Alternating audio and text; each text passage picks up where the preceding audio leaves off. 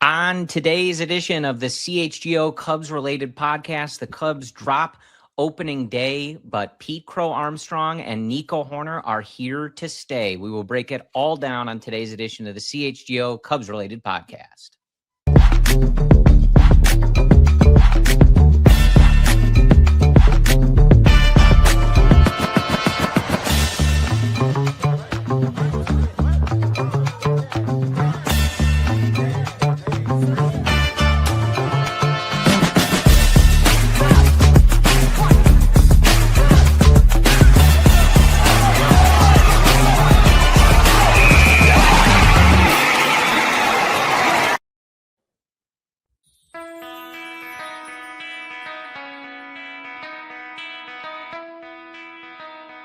This is the CHGO Cubs-related podcast presented by Bet365 and Toyota. Welcome in, folks. My name is Corey. I am joined, as always, by Brendan. We are coming to you on Friday. It is March 27th. And Brendan, the Cubs are 0-1. But, a big but, the vibes of opening day, as blah as they were, to go along with the Chicago weather that paired nicely in tandem, kind of immediately on the back burner after the game. We were already hyped about the Pete Crow-Armstrong extension, and after the game, Jed Hoyer says, you know what? Sorry about that opening day loss, everybody. Here it is, the news that Dr. Brendan Miller has waited a lifetime for. Nico Hoerner has been extended. He will be a Chicago Cub for another 6 years. We have Alex Bregman, Dansby Swanson, PCA, Nico Hoerner extended through the decade. For many years, there felt as if Dansby was the guy who would just never leave, be forever a guy. And in a weird way now, he's the guy on the shortest contract. It's a very weird feeling to be in, because sometimes when you're going through the slogs of a season, you see these contracts start to end, you're thinking, are they going to actually extend them, especially after the last quarter? Are they going to wait things out? And not only do we get an extension, we get an extension, 6 years for Nico Hoerner. To say I was shocked is an understatement. Could not be more ecstatic. Yeah, and so as we record this, we do not have the full details of this contract, the money, if there's any options, things like that. So obviously stay updated. We knew PCA had been extended, and then it was a rather extensive waiting period to get those financials. So stay tuned. CHGO Cubs socials will share that information. And, you know, shout out to our guy, friend of the show, Michael Cerami, who broke that news. Yeah. He's broken some big things, releasing a children's book. I mean, you know, leave some of this for the rest of us, Cerami, right? Like breaking news, writing books. Right. But congrats to him. It's a big story. So check the news. But that's the contract info we have as we discuss this. So agenda for today's show. Firstly, as we go forward through the season here, Brendan and I will be airing on Fridays. As you can see us, Luke, Joey, Justin will have you covered for post-game Monday through Thursday, or off-day shows on those days. And that will be your CHGO Cubs coverage. Obviously, any breaking news or urgent things that happen should they carry into Friday or over the weekend, we will assemble in some form or fashion, like we did the other night with me joining those fellas to break down the PCA extension news. But on today's episode, we'll talk about that. And I think primarily, Brendan, the longer term implications of these two extensions. It's a big deal, and it really does change the way we kind of look at this roster, this franchise, and how it operates going forward. And we will also talk about opening day. We will talk about how Matthew Boyd looked. I can give you my in-person vantage point. Now, granted, the weather was atrocious, but what an adventure for Matt Shaw in right field. That was very, very interesting to watch. We'll talk about the offense. We can talk about Ben Brown. But we're going to start with these extensions, as Brendan has not been on to offer his thoughts on PCA. I think the main thing that jumps out to me, Brendan, like the Nico news comes technically in the regular season, just over the buzzer of the regular season.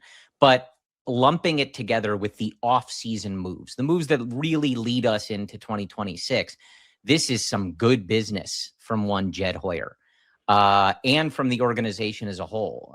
Like we dog on ownership and Tom when they don't spend money, but they've spent some money, not Dodger money, but they've signed big free agents, couple extensions, buying out free agent years, keeping one of your guys from free agency coming up.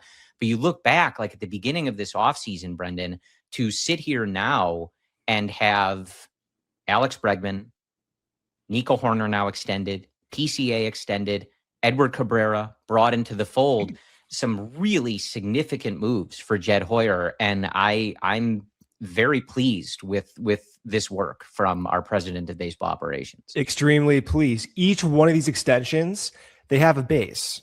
Crow-Armstrong has the base of defense. Dansby had the base of defense. Bregman has the base of defense and a unique skill set at the dish with the contact power and patience profile. These are deals that, of course, carry some risk. Sure, but they all do. Of course, but outside of the big splashes, the $300, $400 million splashes, you accept some of the risk in these $100, $200 million windows.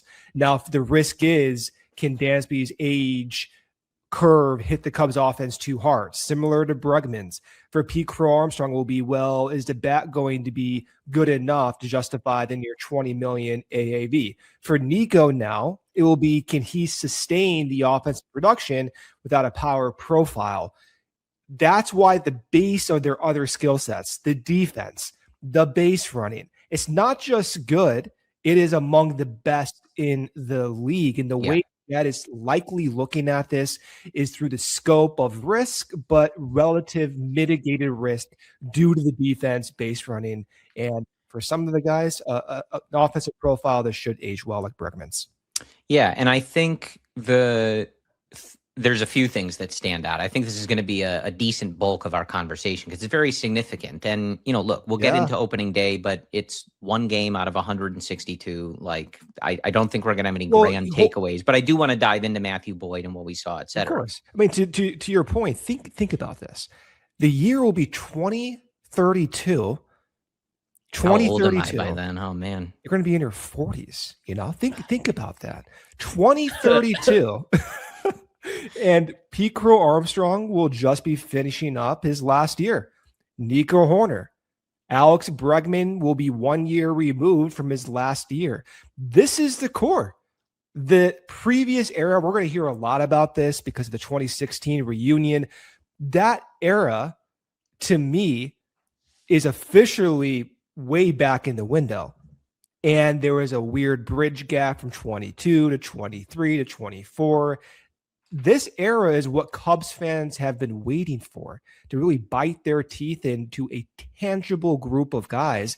And for 6 years, I can't even comprehend how long that truly is. Right. I think there's a few things that, just stand out. And I think the first is when we came into this offseason, there was so much discussion about where did this roster stand going forward? Yeah. You were looking at Ian Happ on an expiring contract, Seiya, Nico, Tyone. You didn't. Yeah. Well, and the pitching staff, sticking to the position players. You didn't have Alex Bregman, right? Carson Kelly. And now you look at this group and you sort of see where these guys are in terms of their standing here. Right. And, you look at how you've locked this up for the next several years. Your whole infield is here for at least the next few years. Dansby is the first one to drop off, but you've got Busch, heading to arbitration. You have Nico now locked up for 6 years. You've got Dansby for a few more. Bregman, I believe, one more than that than Dansby? Yeah, 5. All locked up. You have PCA locked up out there. And look, what that means for Ian Happ and Seiya Suzuki, we'll see. But it's such a transformative thing, Brendan, to look at this group. And I think that's one of the most important things is Jed has now given Like, this is a foundation for this next group. We kind of have these building blocks in place.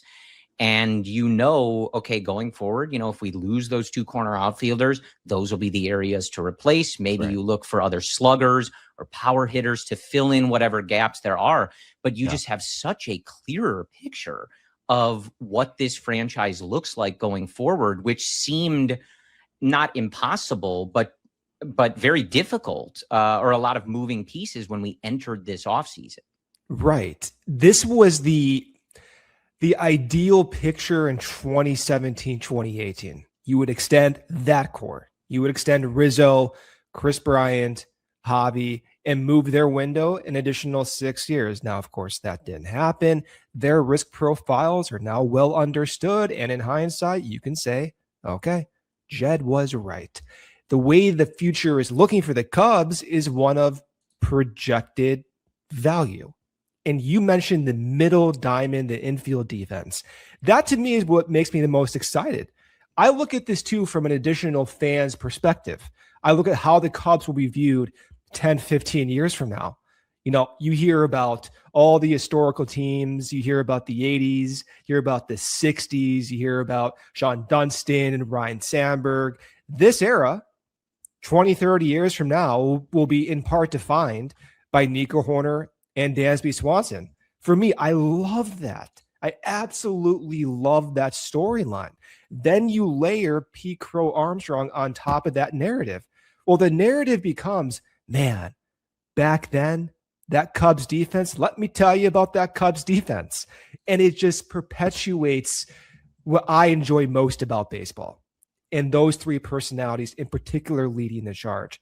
I'm ecstatic. It's, I think, one that's likely going to produce value, but also one that's likely going to produce fan value and fan retainment over time. Yeah, I think I love both of these extensions. We don't know the number exactly on Nico, but I mean, I'm scared there might be some options in there. Truthfully, I want this 6 years guaranteed. Give him the money he wants. Just lock it up. Well, and we'll see. I think that's always a question. And even if they have the options, he obviously seemed like he wanted to stay here, and this is certainly a show of good faith. And look, I would imagine that the Cubs had we heard enough rumors, some suitors after him. So it's interesting to think. I don't know, but how close Jed maybe was to pulling a move like that. And obviously that's a move they said no to, at least even just the reports that are readily available out there, and someone they clearly wanted to keep and valued. But yeah, I mean, I love both of these moves because of what you've already said, the speed, the base running, and the defense primarily. I think Pete is it's not spread out this way, but AAV of 19-ish million a year. 19-ish. Listen, if we're wrong, we're wrong. There's no way that this is not a steal for the Chicago Cubs. I have so much belief in Pete, and even at the lower end of my belief in Pete, his excellent defense, his base running, and the fact that this extension only takes you, it's not like he's going to be 35 years old at the end of this contract, right? It works out for both sides. And with Nico, he is such a unique player in what he brings to a lineup. We felt that heavily in the playoffs as we were watching some of the other guys strike out and struggle against some of the velocity that the Padres and Brewers had. Meanwhile, Nico, excellent as ever in the batter's box, putting the bat on the ball, getting on base, getting those base hits, keeping the line moving. And it's hard to find those players. It's no slight against Ian Happ and Seiya Suzuki and their contributions and their ceilings and what they bring to this team, right? But when you think forward, I do tend to think, Brendan, that a power hitting corner outfielder can be easier to find at times than what Nico brings to the table. And now how that ages, of course, there's risk with anything. We're going to talk about that. Yeah.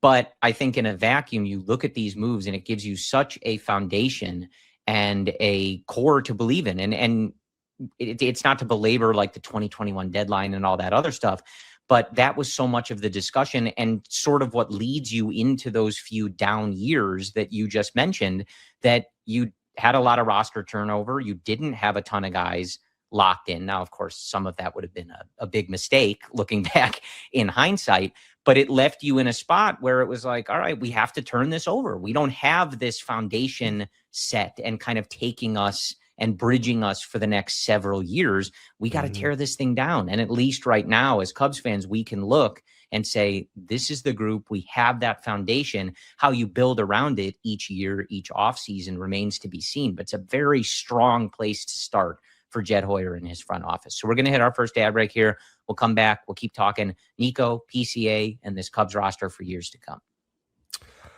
Okay, good, better, best. Chicago is home to the most iconic three-word slogan in American sports. But today, Bet365 is honoring that shirtless rally cry with a three-word motto of their own: early payout offer. Here's the deal. If your team goes up by 10 points at any point in the game, Bet365 pays out your bet right there and then. It's Bet365 where winning is everything. Once you finally turn off lower whacker and get your cell phone service back, download the app. If you're a new user, they're running a massive promo. Bet $5, give $150 in bonus bets. Just deposit $10 and place a $5 bet. It's that easy. It's easier than riding the red line from Addison to 35th. Gambling problem? Call 1-800-GAMBLER. Please gamble responsibly. Must be present in Illinois. $10 minimum deposit required. Bonus bet wager excluded from returns. New customers only. 21 and over. Time limits, minimum odds, and terms and conditions do apply. Void where prohibited.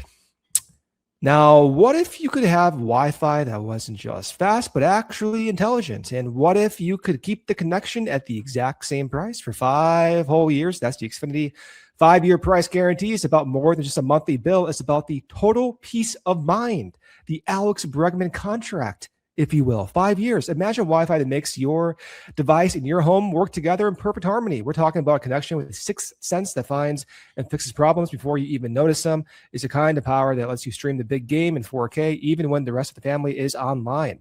All that performance locked in for 5 whole years. Here's the best part: no annual contracts, no hidden fees, and Xfinity's best equipment is already included. A lock and change in 5 years. Championships are won, records are broken, and dreams grow bigger. But while the world moves fast, your Wi-Fi should stay reliable. Lock in your price. Unlock the possibilities today. Learn more at Xfinity.com. Xfinity, imagine that. Select plans only, and restrictions do apply. All right, Brendan, back with you. But yeah, like looking at this, like PCA through 2032, Nico 2033, Dansby 2029, Bregman 2030, Busch 2029.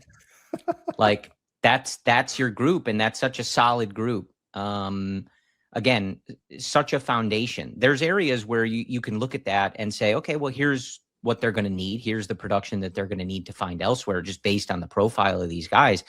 But this gives Jed such a clearer picture. And I want to go back to, we've talked about this a little bit. I love seeing the full activity of this organization that we have seen in the last, calendar year or whatever it is. You beat out the Boston Red Sox and anybody else that was a suitor for Alex Bregman. You go over the top, you defer money, you sort of break with some practices that previously you had not engaged in.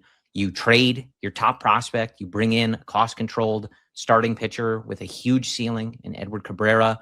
Now you're extending a young pre-arb player and a talented homegrown guy on an expiring contract. This is what you want to see from a big-time organization. Yeah. Making moves in all facets of the game. They have every resource available to them. It's not just about spending huge money on veteran free agents.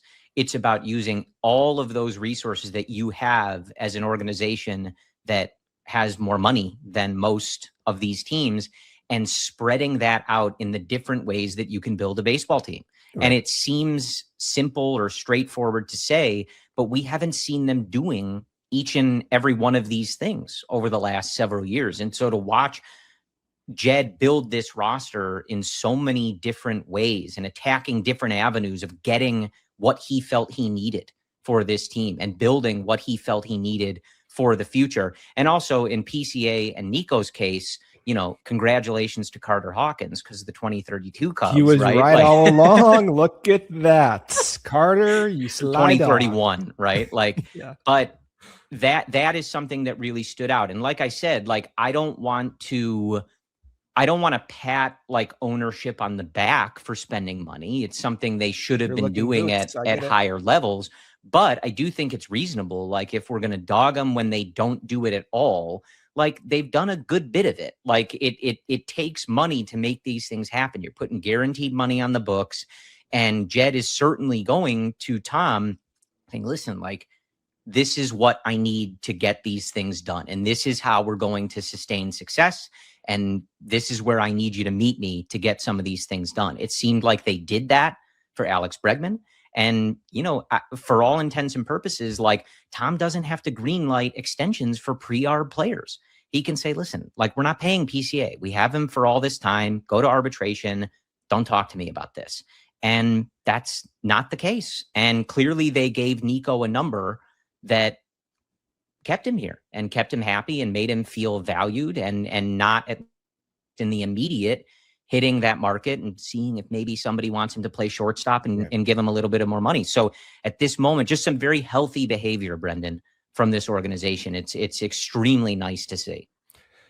I'm surprised Nico is extended, just straight up front, because I thought he would gamble on himself for shortstop value, not absolute shortstop value. But if I were Nico, I would play out this year. I would see how the power progresses, if there's intent to improve power.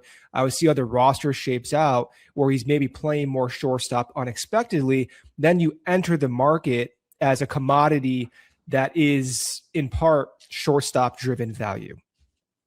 For the Cubs, they may have spent more money to stop that possibility from happening. If that's the case, absolutely, you have to give the front office credit for not letting that happen. It will be curious to see what the actual money is. I would guess around 20 million annual average value. If that's the case, then we're guaranteeing Alex Bregman about 31, Dansby Swanson's 28, Pete Crow-Armstrong's just a touch over 19, and then you have Nico maybe around 20-ish or so.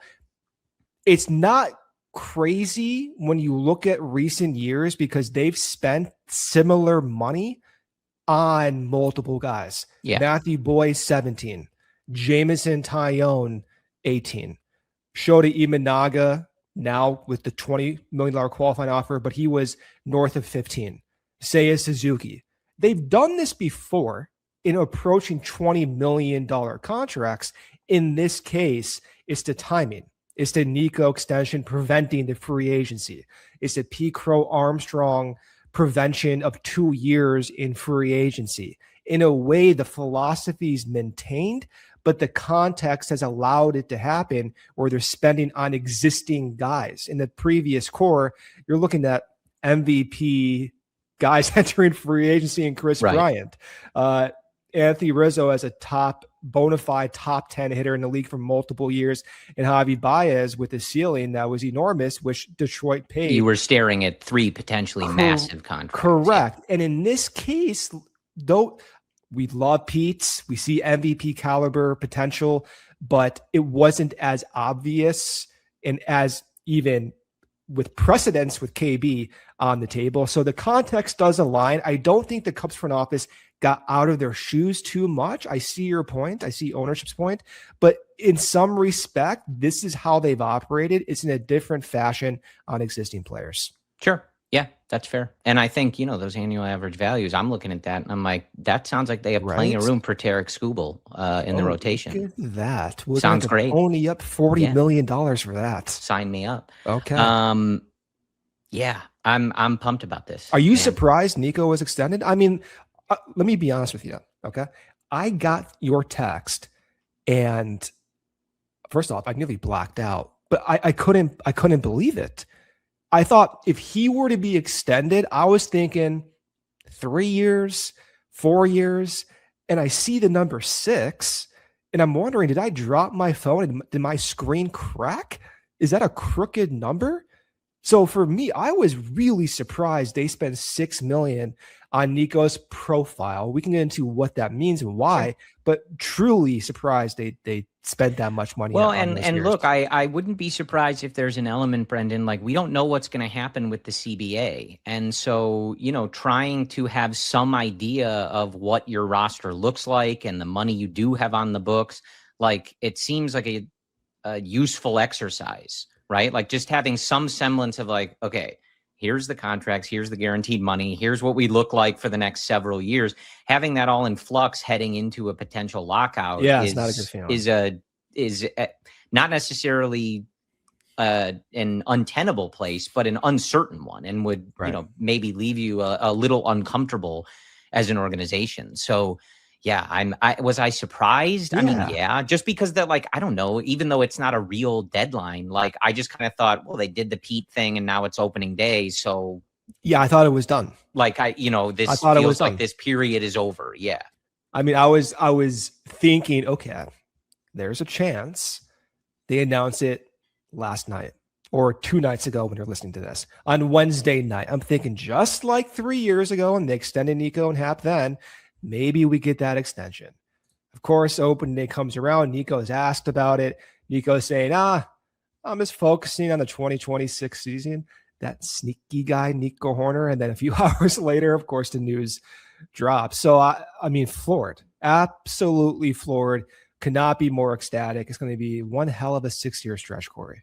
Yeah. And, look, like you consider it's not this full time period for Nico, but you have Cabrera for a few more years. You have Kate Horton, who is obviously at the beginning of his time. Yeah. We talked about Michael Busch.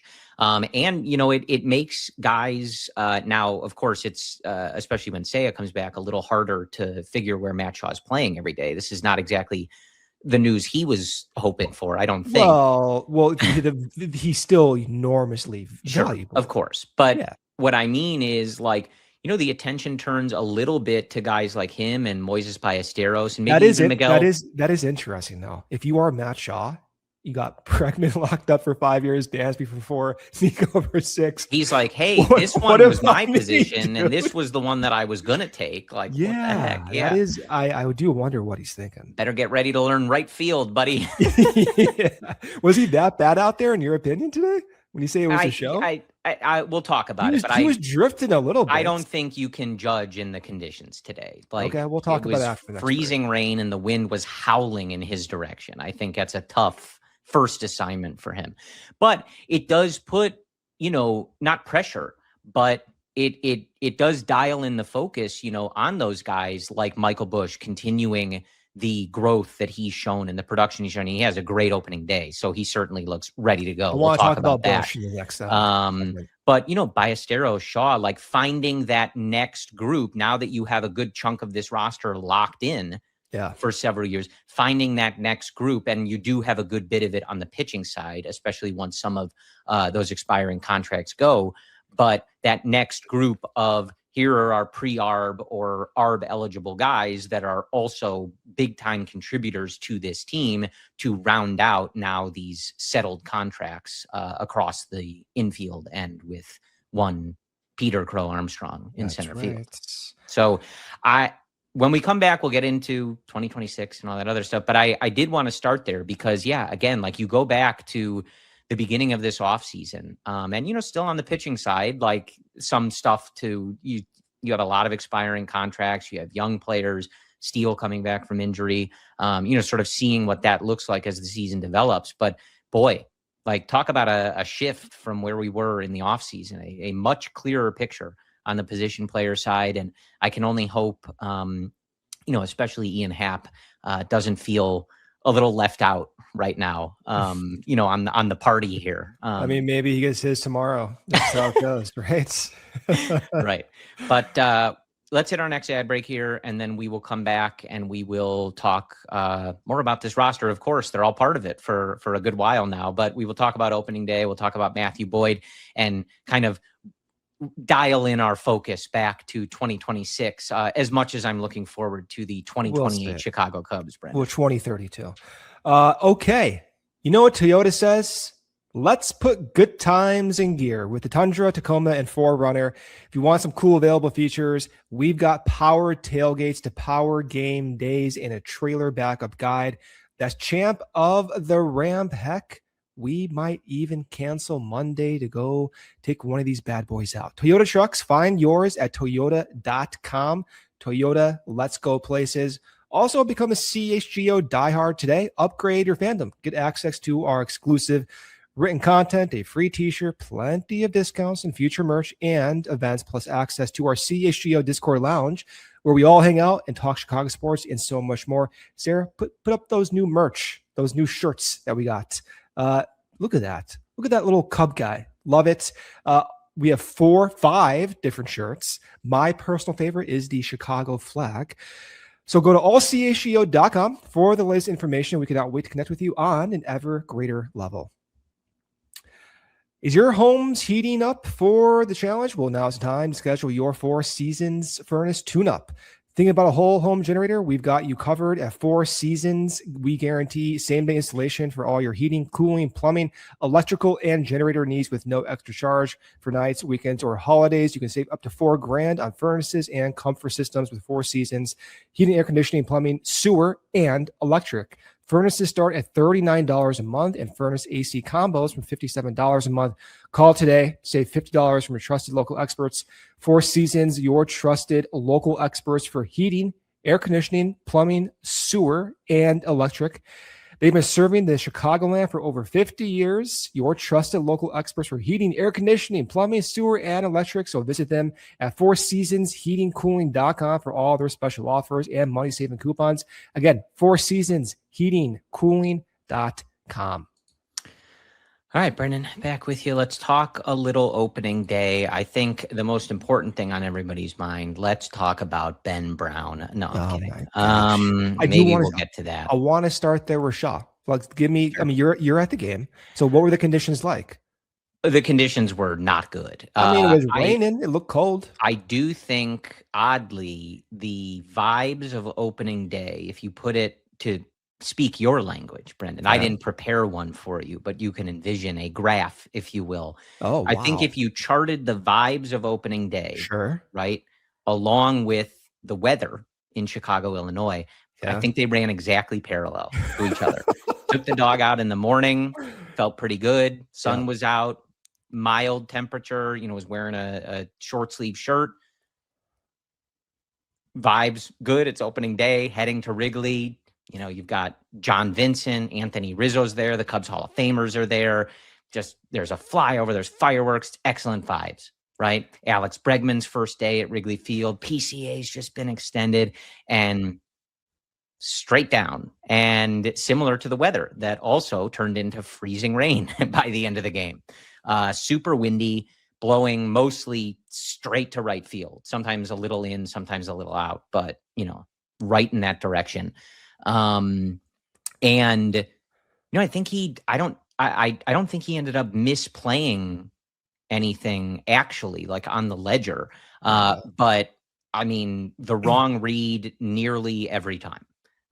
Breaking in should have broken out, breaking left should have broken right, and he corrected it a few times because he's a good athlete. But again, like, right field at Wrigley Field is extremely difficult. It's his first time out there. It's his first time. And this weather, if I was him, I'd be like, this, you got to be kidding me. Like, I'm trying to learn a new position. I can't just get like a regular day, maybe a little bit of wind, but like, I can imagine him trying to track some of these balls and just being like, this is crazy. Like, get me back at third base where I'm just trying to pick balls off the ground. But yeah, I mean, it's his first time, and he made some catches. So ultimately, I don't think it cost the Cubs anything, and we'll see how he goes out there on a at least slightly more normal day. And just as he gets his footing in there, it's a tough place to play right field. Now that you see it in action, the thought that comes to my mind is it worth the risk? Now, should they have explored shoring up the outfield depth? And in an aggressive way, maybe have explored a trade that could have involved Shaw. It's the first day, not overreacting, but when you see it, you start getting these thoughts in your mind. Yeah. The Cubs are projected for a 90-92 win team. they don't really have much room for error in terms of like the high caliber projections, the Dodgers, etc. If they're one injury, two injuries down, then their win total is going to drop pretty significantly. So if Seiya misses a lot of time, well, then their playoff odds do take a significant hit. If they had more depth beyond Seiya, then of course you'd spend money to do that, but they can withstand an injury that could last a few weeks. I'm watching Shaw out there like you. I'm seeing he's drifting. I don't think he can't do it.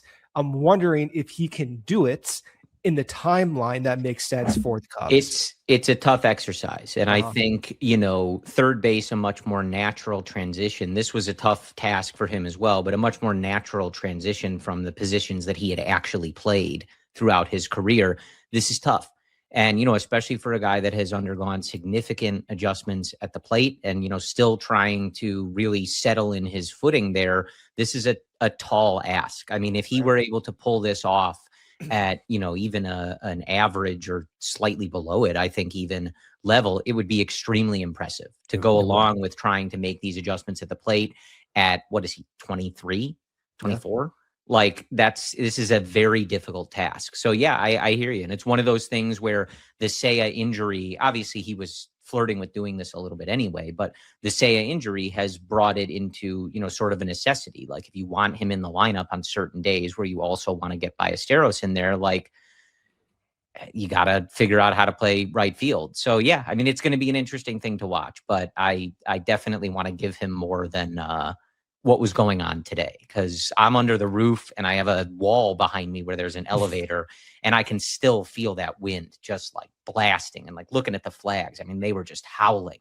to right field. So I don't want to make a judgment there, but yeah, I hear you on the overall situation. And I'll be curious to see when Craig Counsell, if and when he, mixes a guy like Dylan Carlson out there, and, or where those guys are playing, how often him and Conforto are getting in the lineup, et cetera, et cetera. So things to be seen, but, getting into it, obviously Luke, Joey, and Justin had you for opening day post-game coverage on Thursday evening, but the Nationals do win 10-4. Matthew Boyd taking the loss. And I want to transition to talking about Matthew Boyd. 3 2/3, 6 hits, 6 earned runs, 1 walk, 7 strikeouts, and 1 home run. Sort of a tale of 2 games for Matthew Boyd here. Started, got a ton of whiffs, and I think generally looked good in the early going. Some hard contact, I think even in the beginning as well. But overall, was generating a good number of whiffs. Looked like he had his stuff working. And then as the game went on, velo went down a bit, command left him, and he was getting knocked around pretty good. Always, again, on a day like this, it really, with the conditions, hard to say how some of these balls look on a normal day or whatever, but it definitely felt, and, you see it in the results, like it felt like he was getting knocked around sitting there at Wrigley Field. I didn't care so much about the urgency of getting a reliever up. It's opening day. We don't need to treat this like it's Game 7 of the World Series. But in a more important situation, the hook would have been there, I think, a lot earlier. I think it was clearer that they were seeing him good. The Nationals started getting aggressive when that command was leaving him, and they were knocking him around pretty good. Yeah, the stuff looked pretty good. You talked about the command. I saw the same thing. You talked about the whiffs. I was very impressed by the whiffs. In 2023 and 2024, he had a particular slider that was slower. I don't know if this is a real thing or not. It's one game. His slider was thrown 3 miles per hour faster than last year, whereas his fastball velocity was the same, changeup was the same, curveball was the same. The slider was just up almost 3 miles per hour, but the movement was exactly the same. So the slider shape was the same, but with more velocity. Why is that? Spin was up. I'm looking to see if that's something that's just, random. If I had to guess, it probably is random. It's one game. But if he's able to show that slider and keep showing the shapes of those other pitch types, to me, that's the most important trend to monitor. If the stuff decreases, it means the age is catching up. If the stuff looks the same, which currently does look the same, then in my mind, the age-related decline does not become likely. That's my biggest fear for Matthew Boyd. As he enters his mid-30s, going through his second full year of a major workload, my question is, can he get through the year? And to start the year without showing any fatigue, that's kind of a sigh of relief. And then in addition, seeing, okay, maybe there's a little bit of a tweak here. It's beyond what I wanted to see from the first few weeks of spring and the first game. Dialing in on the breaking pitch, very encouraged to see the stuff looking so good. Yeah, and I think, look, like with a guy like Boyd, we saw, him kind of fade at the end of 2025, of course, much talked about with him and Shota. And so, of course, coming into this year, like that was going to be top of everybody's mind. Like, how does he rebound from that? Does that happen again? And of course, starting a little early, which, I think he was probably the main guy that now, of course, Seiya got hurt in this, but I think Boyd was probably the main guy that most of us were like, I kind of wish you were not pitching in the WBC, right? Like with how 2025 ended, like maybe like do a normal, Mesa ramp up, man. But we've talked about that. People want to play for their country, and I respect that. So it's one start, and he did look crisp in the early portion of this game. And it's one start. I think, like, honestly, if you were to have Boyd throw that exact game 9 out of 10 times, I think in 8 of those games, he gives up no runs. I mean, I'm looking at the profile right now. The biggest reason for the second half decline was the fastball was mislocated, slightly lower than it was in the first half of last year. I'm looking at this profile right now. Fastballs are located at the top of the zone, changeups in the lower right quadrant, sliders in the same window. Like everything looks to be exactly where you want it. I think it was a byproduct of just honestly randomness. He does this 9 out of 10 times. You probably have success. Yeah, and look, like I think especially for veterans like this, you got to give them a second to settle in, warm up. You know what I mean? We saw a little more, I think, 92, 93 from him today as the game went on. And, again, like, got to give these guys a second to settle in here. I don't want to react too much to one start. I don't think there's a point in that. And look, anytime a guy is generating whiffs like that, it's a good sign of things. Like, you need to sustain it. Look at this. I put up a new graph, Sarah. Sorry about this. So here's the zone profile on the left. You see, like, everything's on the black edge of the plate, Corey. You see that? Like those fastballs up top, changeup, green changeups right below the zone, sliders on the opposite mirror side. Like everything's on the edge. And I did this intentionally. Yep. Is Ben Brown's mostly being in the middle a good thing or a bad thing? I mean, you ask me, man. You were at the game right there, right? But like that is the contrast when you see Boyd locate so well, and you see Ben Brown giving up home runs. And like, oh, that makes sense. Everything is in the heart. Yeah, and I think it goes along with a lot of these discussions that we've had in this rotation. Matthew Boyd was the best pitcher in this rotation for a good part of the season last year. But as he grows in age, and as you brought up, like a guy, with the significant workload and like seeing how that goes for a second straight year, you want those other guys to step up. You want Horton or Cabrera or Steele when he comes back, even like to be those, like taking that place of like, I'm the best pitcher in this rotation, and not necessarily relying on Matthew Boyd to be that exact person that he was in the first half. There's a big difference. Great, though. I'll take it. Of course. But there's just a big difference between like exactly that and, he's old and was bad in the WBC. Like, so let's freak out. It's like he doesn't need to be that first thing. He just needs to be a solid starting pitcher in this rotation. And one start into the year, I don't have any doubt that he will end up being that for the Cubs in 2026. It becomes a matter of what do you expect?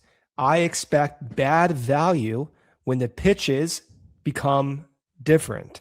I expect to some degree similar value when the pitches look the same. So if you're going to make an argument, why is Matthew Boyd going to be bad for the next 3 weeks? I'm looking at all of his stuff. I don't see a convincing argument that he's likely going to be bad.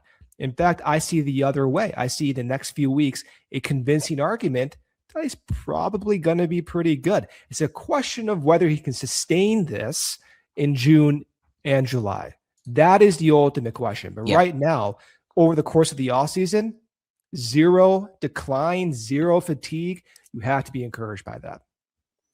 Yeah. So let's hit our last ad break here, and then we will come back. I think switch to the position player side of things. I want to talk about the lineup that we saw and what we saw from this offensive group in game 1 of 162.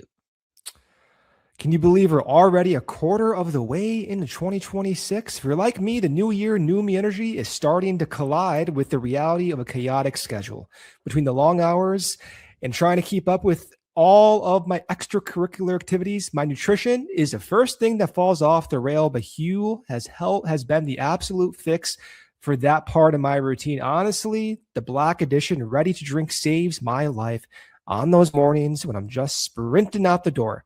Instead of skipping breakfast or hitting a drive-thru, I just grab one of these. It's a complete meal with 35 grams of protein and 27 essential vitamins and minerals. And the best part is no artificial sweeteners or colors, and it's under $5, way faster than meal prep, and actually fills me up for hours while I'm focused on meetings. Right now, you can get Huel with our exclusive offer, 15% off online for new customers only. Head to Huel.com/Cubs.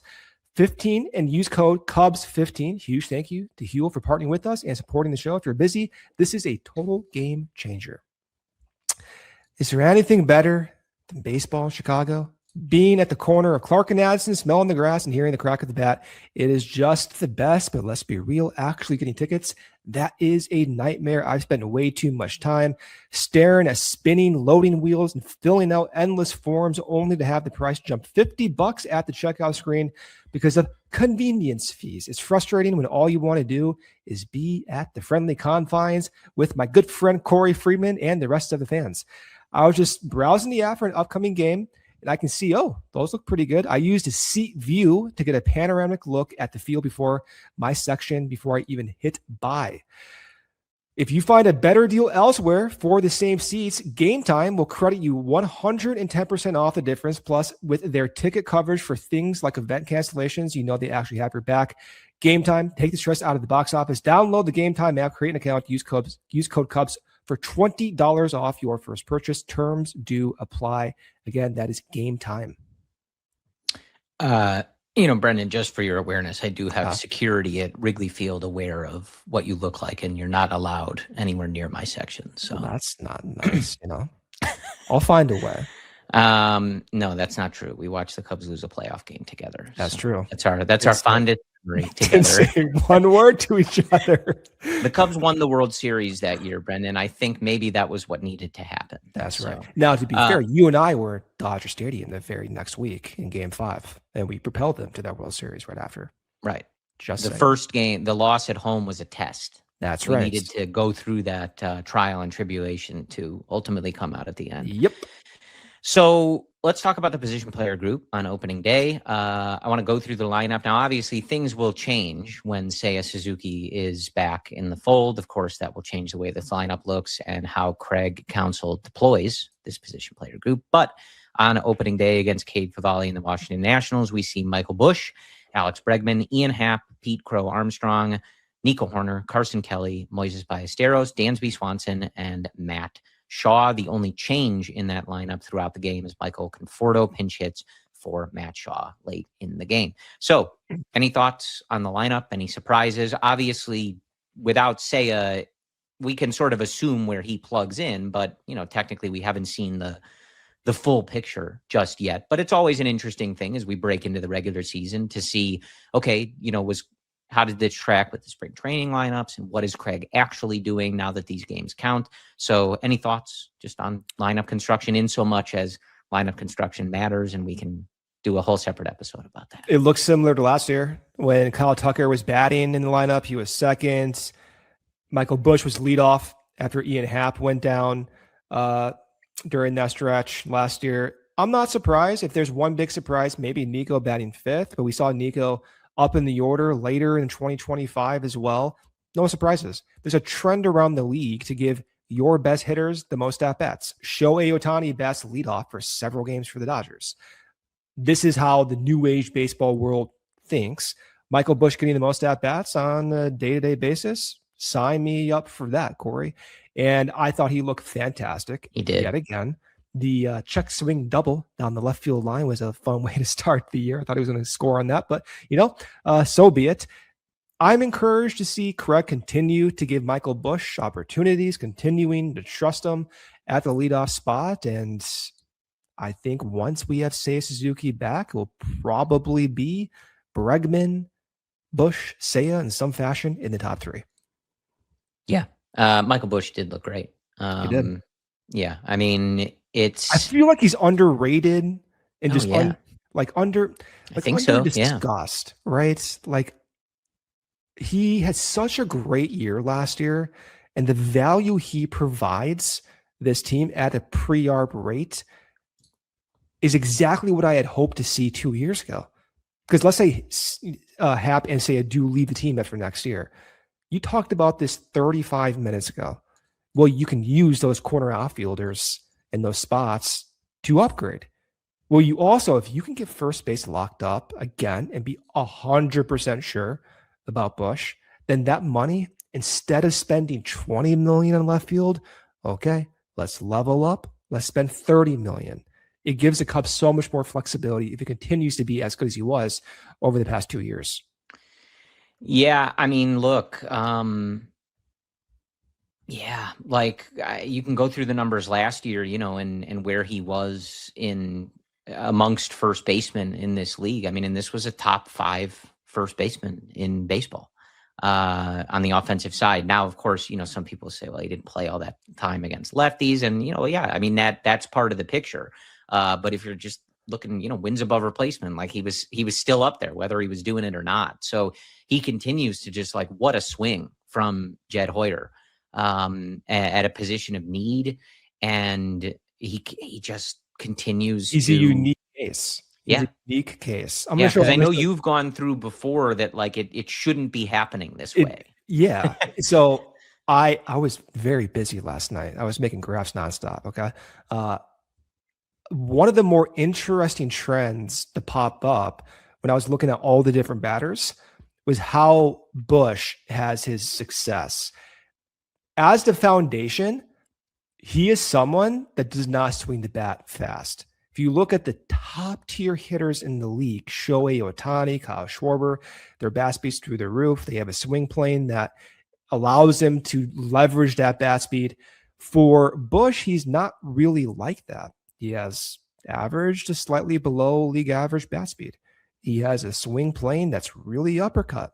So he kind of needs to make sure he barrels up the ball. So what I wanted to see from Busch last year, I wanted to understand when he's good, why is he good?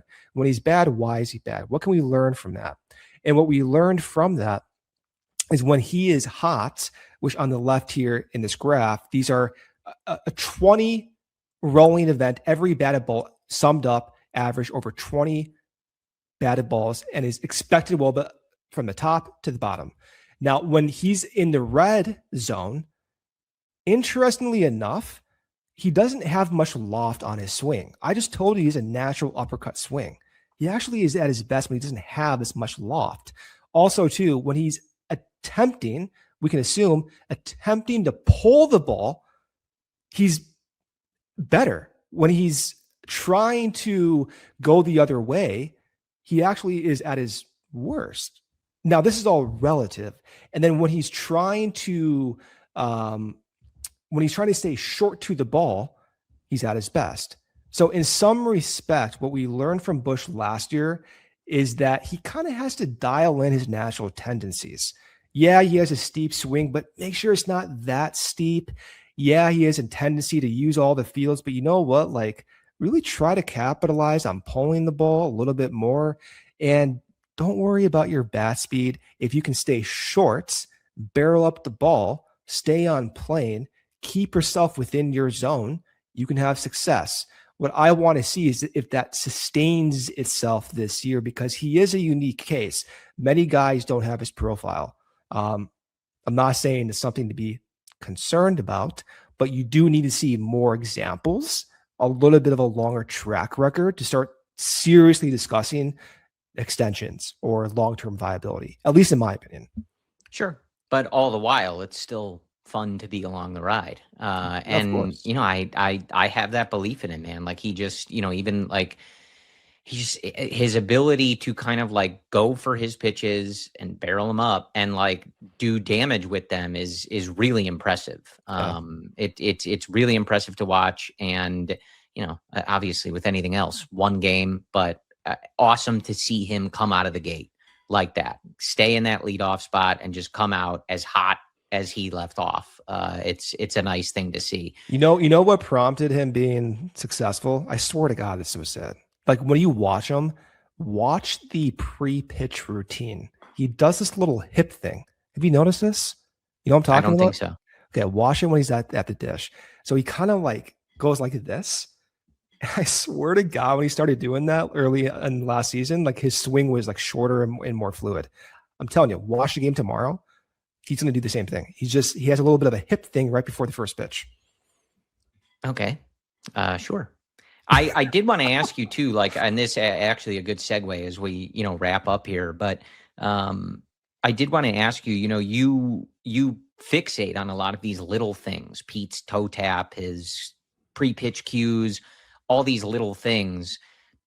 Obviously we are in the games that we're able to watch during spring training. We have the ability to see what they're doing and see what they're working on. But now that we're in the season, they're playing at Wrigley Field, this game counts. Any of that stand out to you? Was there any of that going on, or a lot of them look pretty similar? I mean, Pete in particular, similar to last year. Okay, how last year ended. When Pete debuted in spring, a little bit of a different look to his batting stance, a little bit of a hover. Went to the WBC, exactly the same as last year in 25. Came back from the WBC. There's a few at bats where he's kind of doing the hover thing again, but he looked pretty similar. You know what was interesting? Matt Shaw. The guy makes more changes. Hard to keep track of, honestly. It's insane. So he's no longer having an open stance. He's back to being like, now he's parallel. It looks like a hybrid between the most extreme version of March of 25 and October of 25, just merged together. Like, it's very interesting to watch him. By the time it's all said and done, do you think you will have dissected and diagnosed more swing and mechanic changes from Matt Shaw or Jason Hayward? That's a good one. In your time as an analyst, I think naturally it's going to be Matt Shaw because he has so many things going on. If he's doing 5 a season, like he literally did 5 last year. He's already on number 2 this year. Yeah. All right. So, yeah, I mean, look, disappointing, having been there. It was, it's excellent to be back at Wrigley Field. Crowd was great until the freezing rain came down. And then I think a lot of people, that was timed almost exactly with Ben Brown, the lead jumping to 7-2 when Brown came in. So not a good period for the crowd. If people were flirting with like, oh, this weather might send me home, that was kind of a, okay, like, yeah. But, Rizzo's there. Always good to be back at Wrigley Field. We wait 6 months all off season just to be back at beautiful historic Wrigley Field. So nice to be there. Unfortunate to not get the W, but 161 to go. And I got to tell you, Brendan, I missed the, sort of visceral feeling of, watching them. What did they go? I think 4 for 19 with runners in scoring position, leaving 9 on base. I'm like, oh, we're so back. I missed the game of baseball. We're complaining about the bullpen and Discord. I'm like, yes, we are back. Baseball is back. And I at least appreciate that in my wizened age, I am able to kind of brush it off. I know. I was the same way. When I was 12, I would be irate. Tonight. Oh, this would have ruined my night. There would be no talking sense into me. Like, Corey, there's 161 games left. That's one game. It was 35 degrees. Should have made the team. They're going to be better than the Nationals. Why? What do you? Wouldn't work. I would be freaking out and inconsolable. So it's called growth, people. It only took you 20 years. It only takes you 30 years to get there. Yeah. But ask me, as we get towards September and October, if I'm breaking remote controls or not, and then we'll talk about that growth. But good to be back. Some really exciting news with PCA and Nico Hoerner this week. And hopefully the Cubs go get him this weekend. Want to shout out the CHGO Cubs new merch collection for 2026. You can head over to allchgo.com and check all of that out. Get fitted. You want to be wearing the same merch and clothes as one Maverick Luke Stuckmeyer. So that, of course, is your opportunity and to support the show. As I said at the outset, Brendan and I will be with you on Fridays going forward. Luke, Joey, and Justin, our wonderful CHGO Cubs team, will have you for off day and post-game shows Monday through Thursday.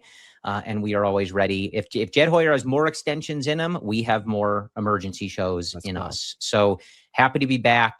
We'll go get them over the weekend and get this regular season started in earnest. But happy opening day, even though it wasn't. Congrats to PCA and Nico. Enjoy that money. You deserve it, boys. We're happy to have you here. Brendan and I will talk to you again next Friday. And as always, go Cubs. We all silly like the mayor.